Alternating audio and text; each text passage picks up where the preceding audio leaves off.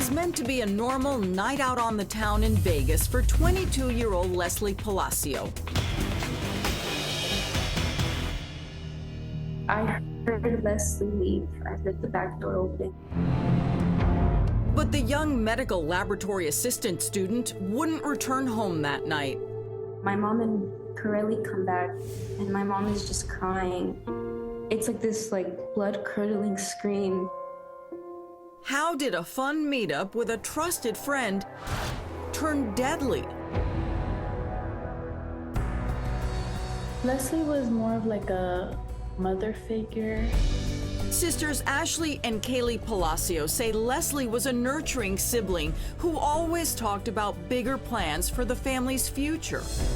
She always said, "I want to get you guys out of here and get you guys a bigger house." And she also wanted to turn her medical lab experience into working crime scenes. She wanted to become a CSI. But one fateful night, Lesley would instead become a crime victim. The night started with the son of a family friend texting Lesley. Eric Rangel Ibarra wanted to grab dinner and head over to a casino. In the casino surveillance video, we see Lesley and Eric walking into the casino together, having a few drinks, spending time there, and then walking out of the casino together. Palacio family attorney Ophelia Markarian says everything about the Vegas night seemed very normal. They got into Eric's car together and left the casino that night. But this text at 4:40 in the morning sent to Lesley's sister points to something strange. Lesley writing that she needs to talk, but then never responds. Just after 6 a.m., a neighbor's security camera captures Eric pulling up to his home. He gets out of the truck and walks next to Lesley, who is struggling to stand. They manage to make it in. But an hour later, Eric and his father, Jose Rangel, are seen carrying Lesley out and into his truck. This time, she's not walking at all. You can clearly see Eric driving off with Lesley's lifeless body in the truck. And you can also see Eric's father, Jose Rangel, washing off with a hose the front yard after Eric leaves.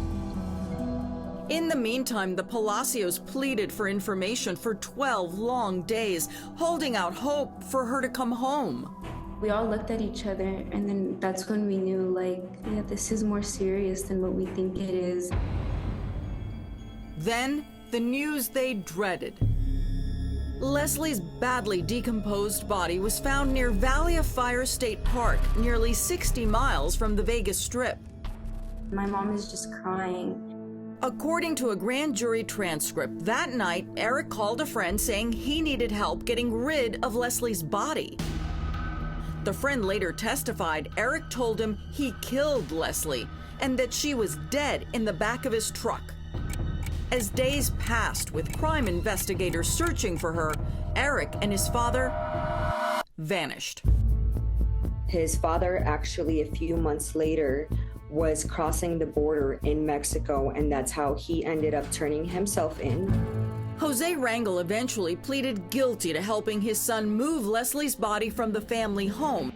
He was sentenced to 2 years but was released after 8 months. I felt like it was very unfair because then again, he and Eric are the last ones to see Lesley in that state. And crime scene investigators had found cleaning supplies and Lesley's DNA in Eric's bedroom, yet he has never faced a trial. It just makes me feel so gross and disgusted. That's because Eric remained living his life in Mexico for several years, until a recent break. Eric was arrested by Mexican authorities. There's still a lot of work ahead of us. Because the extradition process can be lengthy, the Palacio family remains frustrated as they wait for justice, something her loving sisters are committed to finding. I'm hoping that the court has a really good outcome, and that's when you could see my true reaction until he's finally put away for life.